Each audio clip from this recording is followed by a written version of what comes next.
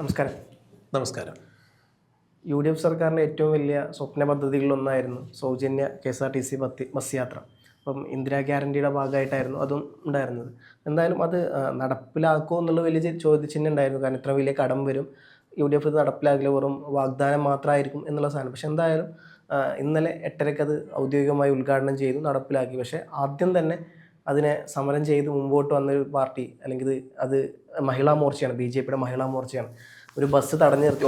8:30 ഉദ്ഘാടനം ചെയ്തു, 9 മണിക്ക് ഒരു ബസ് തടഞ്ഞു നിർത്തി. ഏകദേശം 1.5 മണിക്കൂറോളം ഒരു ബസ്സിനെ തടഞ്ഞു നിർത്തുന്ന ഒരു സംഭവം നമുക്ക് കണ്ടു. അതിനൊരു കാരണം പറഞ്ഞത് ഇത് ജനങ്ങളോടുള്ള വഞ്ചനയാണ്, ജനങ്ങളെ വഞ്ചിക്കുകയാണ് ചെയ്തത്.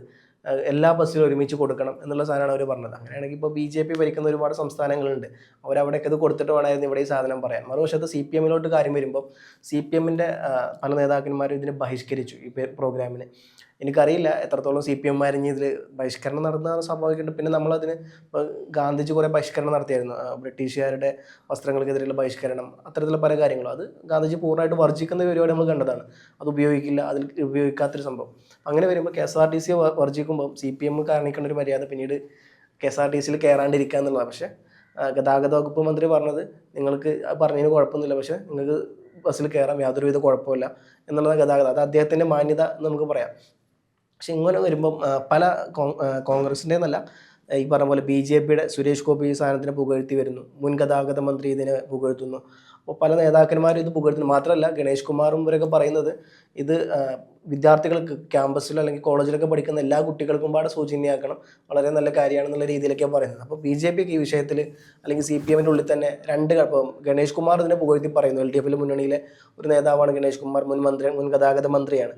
അതേപോലെ തന്നെ CPMൻ്റെ പല നേതാക്കന്മാർ ഇതിനെ ബഹിഷ്കരിക്കുന്നു. അപ്പോൾ ഇത് ഫുൾ കോൺട്രാഡിക്റ്റ് ആണ്. ഒരു നേതാവ് പുകഴ്ത്തുന്നു, മറ്റു നേതാക്കന്മാർ ഇകഴ്ത്തുന്നു. BJPയുടെ വിഷയം മറ്റൊന്നല്ല, കാരണം തൃശ്ശൂർ MP ഇതിനെ പുകഴ്ത്തുന്നു, ബാക്കി BJPയുടെ മഹിളാ മോർച്ച ഇതിനെ ഇകഴ്ത്തുന്നു. അപ്പോൾ യഥാർത്ഥത്തിൽ എന്താണ് ഇവിടെ നടന്നുകൊണ്ടിരിക്കുന്നത്? ഇത് ഫവാസെ ജനോപകാരപ്രദമായ ഒരു പരിപാടിയാണ് എന്നുള്ളതിന് യാതൊരു തർക്കമില്ല. ഇവരിപ്പോൾ ഈ പ്രക്ഷോഭം ഉയർത്തുന്ന ആളുകൾ പറയുന്നത് എല്ലാ ബസ്സുകളിലും കൊടുക്കണം എന്നാണ് പറയുന്നത്. എല്ലാ ബസ്സുകളിലും കൊടുക്കുമ്പോൾ അങ്ങനെ നമ്മൾ താത്വികമായിട്ട് നോക്കുകയാണെങ്കിൽ KSRTCയുടെ എല്ലാ റൂട്ടുകളിലും എല്ലാ ബസ്സുകളിലും സ്ത്രീകൾക്ക് സൗജന്യ യാത്ര വേണമെന്നാണ് ഇവരിപ്പോൾ പറയുന്നത്. ഏതെങ്കിലും തരത്തിൽ പ്രായോഗികമാക്കാൻ പറ്റിയ ഒരു തീരുമാനമാണോ എന്ന് ഈ പറയണത് എന്നുള്ളത് ഇവർ ചിന്തിക്കുന്നില്ല. നോക്കൂ, ഈ ജോലിക്ക് പോകുന്ന സ്ത്രീകൾ അല്ലെങ്കിൽ ആശുപത്രി പോകുന്ന സ്ത്രീകൾ, പഠിക്കാൻ പോകുന്ന പെൺകുട്ടികൾ, എങ്ങനെയുള്ള ഒരു വിഭാഗത്തിൽ വരുന്ന ആളുകൾക്ക് ട്രാൻസ്ജെൻഡേഴ്സ് അവരെ ഇതിൽ ഉൾപ്പെടുത്തിയിട്ടുണ്ട്. അപ്പോൾ ഒരു സൗജന്യ യാത്ര ഓർഡിനറി ബസ്സുകളിൽ തൽക്കാലം നൽകുന്നു. അത് പഠിച്ചതിന് ശേഷം അടുത്തൊരു ഘട്ടത്തിൽ ഇത് ഏതൊക്കെ റൂട്ടുകളിലേക്ക്, ഏതൊക്കെ കൂടുതൽ ക്ലാസ്സുകളിലേക്ക്, അതായത് ഫാസ്റ്റ് പോലുള്ള ബസ്സുകളിലേക്കൊക്കെ വ്യാപിപ്പിക്കാൻ സാധിക്കുമോ എന്നുള്ളത് പരിശോധിക്കാം എന്നാണ് ഗതാഗത വകുപ്പ് മന്ത്രിയും മുഖ്യമന്ത്രിയും പറഞ്ഞത്.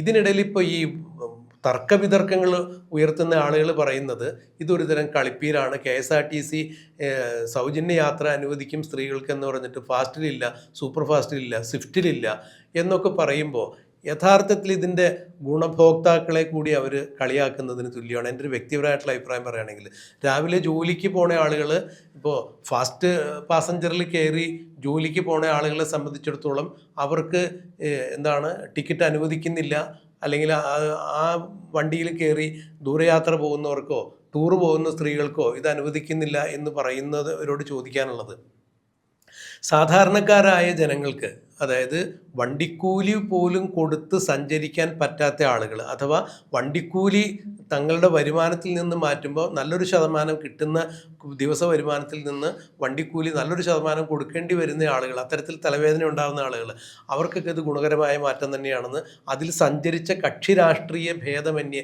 എല്ലാ സ്ത്രീകളും ഇന്നലെ മാധ്യമങ്ങൾക്ക് മയക്കിന് മുമ്പിൽ അവർ വളരെ സന്തോഷത്തോടുകൂടി സംസാരിക്കുന്നുണ്ടായിരുന്നു.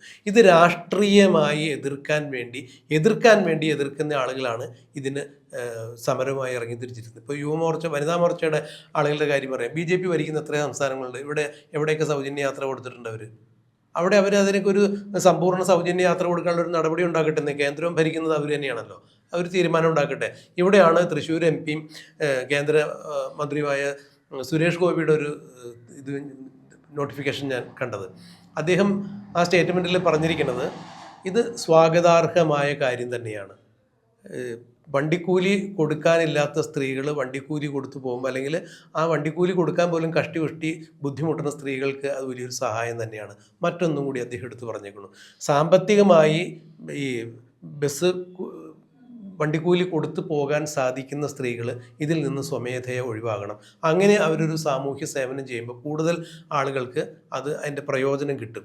ഇതൊരു രാഷ്ട്രീയ നേതാവ് എന്ന രീതിയിൽ തികഞ്ഞ അഭിപ്രായമായിട്ട് ഞാൻ മനസ്സിലാക്കുന്നുള്ളൂ. കാരണം രാഷ്ട്രീയം എന്ന് പറയുന്നത് രാഷ്ട്രത്തിൻ്റെ പുരോഗതിക്കും ഉന്നമനത്തിനും, രാഷ്ട്രം എന്ന് പറയുന്നത് അതിലുള്ള ജനങ്ങളാണ്.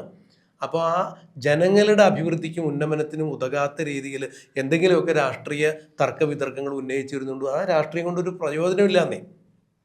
അപ്പോൾ രാഷ്ട്രീയം എന്ന് പറയുമ്പോൾ നാടിൻ്റെ വികസനോന്മുഖമായ കാര്യങ്ങളിൽ കൊടിയുടെ നിറത്തിനും രാഷ്ട്രീയ അഭിപ്രായ ആദർശങ്ങൾക്കൊക്കെ ഉപരിയായി ഒരുമിച്ച് നിൽക്കാൻ പറ്റിയ സ്ഥലങ്ങളിൽ, യോജിച്ച് നിൽക്കാൻ പറ്റിയ സ്ഥലങ്ങളിലെല്ലാം യോജിച്ച് നിൽക്കണം എന്നുള്ളതാണ് സുരേഷ് ഗോപിയുടെ ഈ തീരുമാനത്തിൽ നിന്ന് എനിക്ക് മനസ്സിലായത്. ഇത് തന്നെയാണ് ഒരു പരിധിവരെ കെ.ബി. ഗണേഷ് കുമാറിൻ്റെ അഭിപ്രായത്തിൽ നിന്ന് മനസ്സിലായത്. അപ്പോൾ കെ.ബി. ഗണേഷ് കുമാർ മറ്റൊരു കാര്യം കൂടി പറഞ്ഞു, വിദ്യാർത്ഥികൾക്കൊക്കെ സൗജന്യം കൊടുക്കണം എന്ന് പറയുമ്പോൾ വർഷങ്ങളോളം KSRTCയുടെ നയിച്ചിരുന്ന മന്ത്രി കൂടിയാണ് കെ.ബി. ഗണേഷ് കുമാർ. അന്ന് അദ്ദേഹത്തിന് ഇതേക്കുറിച്ചൊന്നും ആലോചിക്കാനോ ചിന്തിക്കാനോ പറ്റിയില്ലേ?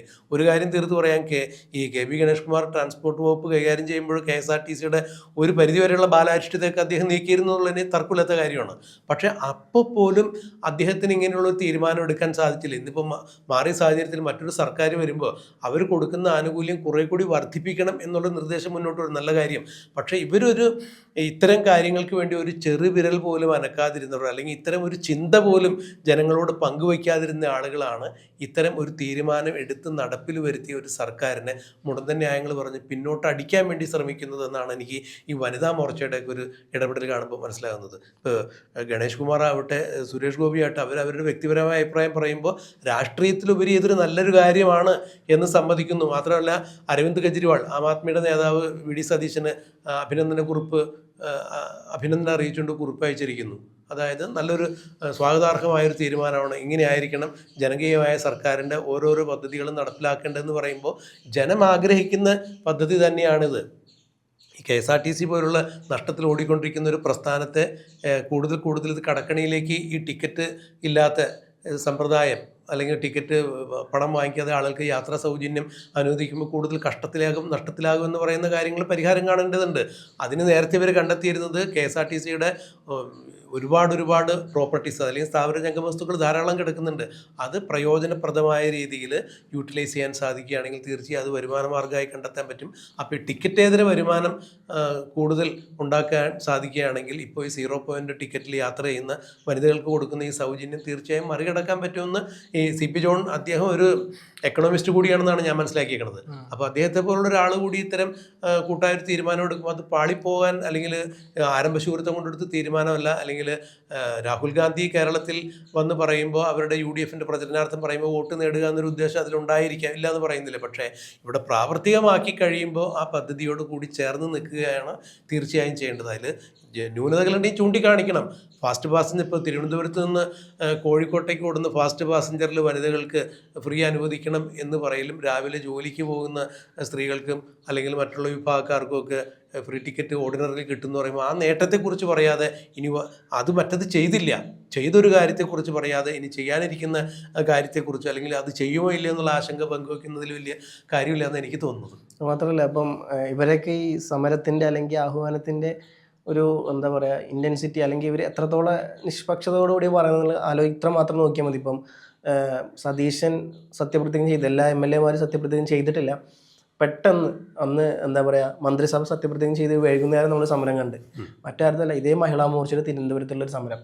ഒന്നുമല്ല, സതീശൻ ഈ പറഞ്ഞ പോലെ സതീശൻ മുഖ്യമന്ത്രിയായി സത്യപ്രതിജ്ഞ ഏറ്റു, മറ്റാരും ചെയ്തു വരുന്നേ ഉള്ളൂ. അപ്പോഴേക്കും ഒരു സമരം തുടങ്ങി, ഞങ്ങൾക്ക് ഫ്രീ യാത്ര വേണം, ഇതേവരെ ആയിട്ട് കൊടുത്തില്ല. സംഭവം നമ്മൾ ഒരു മണിക്കൂറുകൾ തേഞ്ഞിട്ടില്ല, അപ്പോഴേക്കും ഒരു പ്രഹസന സമരം ആയിങ്ങാണ്ട് മഹിളാ മോർച്ച വന്നു. ഫവാസ്, അതിൽ തന്നെ ഒരു ബാലിശമായൊരു പ്രസ്താവനയുണ്ട്. ഒരു UDF സർക്കാർ അധികാരത്തിൽ വന്നാൽ KSRTCയിൽ സൗജന്യ യാത്ര അനുവദിക്കുമെന്ന് രാഹുൽ ഗാന്ധി പറയുന്നു. ഈ UDF സർക്കാർ സത്യപ്രതിജ്ഞ ചെയ്ത് അധികാരത്തിലേറ്റി മന്ത്രിസഭ ചേരണ്ടേ? മുഖ്യമന്ത്രി സത്യപ്രതിജ്ഞ ചെയ്യുക, എല്ലാ MLA മാരും പോലും സത്യപ്രതിജ്ഞ ചെയ്തിട്ടില്ല. അപ്പോഴേക്കും ഇവർ സമരമായി പിന്നെ ബസ് തടച്ചിലും അതിൻ്റെ ഉള്ളിൽ കയറുന്ന ആൾക്കാരെ ഇറക്കി വിടലൊക്കെ തുടങ്ങി മഹിളാ മോർച്ച. ഒരു പദ്ധതി ആവിഷ്കരിച്ച് നടപ്പാക്കണമെന്നുണ്ടെങ്കിൽ അതിന് ഒരുപാട് പ്രൊസീജിയേഴ്സ് ഉണ്ട്, നടപടിക്രമങ്ങളുണ്ട്. അപ്പോൾ മന്ത്രിസഭ കൂട്ടായിട്ടൊരു തീരുമാനം എടുക്കുമ്പോൾ അതും ഒരു കൂട്ടുകക്ഷി മന്ത്രിസഭയാകുമ്പോൾ മന്ത്രിസഭ ചേരണം, മന്ത്രിസഭയിൽ ഓരോരുത്തരുമായിട്ട് ആലോചിക്കണം, സാമ്പത്തിക വിദഗ്ധരായിട്ട് ആലോചിക്കണം, ഇവരൊക്കെ ആലോചിച്ച് തീരുമാനമെടുത്തിട്ട് എന്ന് ഇത് പ്രാവർത്തികമാക്കാൻ പറ്റും, KSRTC ആയിട്ട് ആലോചിക്കണം. ഇതൊക്കെ ഇതിൻ്റെ പുറകിലുള്ള നടപടിക്രമങ്ങളാണ്. അതിനൊന്നും സമയം കൊടുക്കാതെ ഞങ്ങൾ കാണിച്ചു തരാം, സമരം ചെയ്ത് കാണിച്ചു തരാമെന്ന് പറഞ്ഞ് ഈ സമരരംഗത്ത് ഇറങ്ങുന്ന ആളുകൾ ഈ നാടിൻ്റെ ശാപമാണ്. സമരമുറ ആവശ്യമാണ്. കാരണം നമുക്ക് അനുവദനീയമായ അർഹതപ്പെട്ട ആവശ്യങ്ങൾ നേടിയെടുക്കാൻ സമരം ചെയ്യേണ്ടി വരികയാണെങ്കിൽ തീർച്ചയായിട്ടും സമരമുറകൾ നമുക്ക് ആവശ്യമാണ്. സ്വാതന്ത്ര്യ സമരത്തിന് വരെ നമ്മൾ സ്വാതന്ത്ര്യം കിട്ടാൻ വേണ്ടി വരെ നമ്മൾ സമരം ചെയ്തിട്ടുണ്ടായിരുന്നു. അപ്പോൾ ഇനിയും സമരത്തിന് പ്രസക്തിയുണ്ട്, യാതൊരു തർക്കമില്ല. പക്ഷേ എന്ത് കാര്യത്തിനാണ് സമരം ചെയ്യുന്നത് എന്നുള്ളതൊരു ആലോചന വേണം. എങ്ങനെയായിരിക്കണം സമരമുറ എന്നുള്ളത് ആലോചിക്കണം. നമ്മൾ ശരിക്കും ഒരു സമരം ചെയ്യുമ്പോൾ ആദ്യം പറഞ്ഞ പോലെ അതിൻ്റെ ഉദ്ദേശകാര്യത, നമ്മൾ എന്താണ് അതുകൊണ്ട് ലക്ഷ്യം വെക്കുന്നത് എന്നുള്ള കൃത്യമായ ബോധം നമുക്ക് ഉണ്ടാവണം. തീർച്ചയായും അത് എപ്പോൾ തുടങ്ങണം എന്നുള്ളൊരു ബോധം ഉണ്ടാവണം. അത് എങ്ങനെ അവസാനിക്കണം എന്നുള്ള സാധനം, അതിൻ്റെ ആഫ്റ്റർ എഫക്റ്റ് എന്താണെന്നുള്ളത് ഇതെല്ലാം കൃത്യമായി മുമ്പോട്ട് വെച്ചുകൊണ്ടായിരിക്കണം നമ്മൾ ഓരോ സമരം. ഇപ്പോൾ ഈ ക്രോക്കോച്ച് ജനതാ പാർട്ടിയും സമരം ചെയ്യുമ്പോൾ അവർക്ക് പറ്റിയ ഏറ്റവും വലിയ തെറ്റും തന്നെയാണ്. അത് എപ്പോൾ അവസാനിപ്പിക്കണം, എങ്ങനെ അവസാനിപ്പിക്കണം, എവിടെ തുടങ്ങണം, എങ്ങനെ തുടങ്ങണം, ഇതിൻ്റെ ഒരു ഐഡിയ അവർക്ക് ഉണ്ടായിരുന്നില്ല. അല്ല, ഒരു വൈകാരികമായ ആവേശത്തിൻ്റെ പുറത്ത്, ഒരു വികാരത്തള്ളിച്ചയുടെ പുറത്ത് ഇറങ്ങിത്തിരിക്കുകയും ഒരു പ്രഖ്യാപനം നടത്തുകയും അതേ സമാനമായ ചിന്താഗതിയുള്ള ആളുകൾ അതിന് പിന്തുണ പ്രഖ്യാപിക്കുകയൊക്കെ ചെയ്യുമ്പോൾ പെട്ടെന്നൊരു അന്താളിപ്പ് എല്ലാവർക്കും ഉണ്ട്. മഞ്ഞളിച്ചു ഇത്രയും ജനപിന്തുണയുണ്ടല്ലോ. പക്ഷേ ഫവാസ് പറഞ്ഞതുപോലെ എന്താണ് അതിൻ്റെ നയപരമായ പരിപാടി, എന്താണ് മുന്നിലേക്ക് വയ്ക്കുന്ന സന്ദേശം, ഇതുകൊണ്ട് ജനത്തിനും സമൂഹത്തിനും എന്താണ് ഗുണപരമായിട്ടുള്ള ഒരു മാറ്റം എന്തായിരിക്കും, എന്ത് പ്രത്യാഘാതങ്ങളുണ്ടാകും.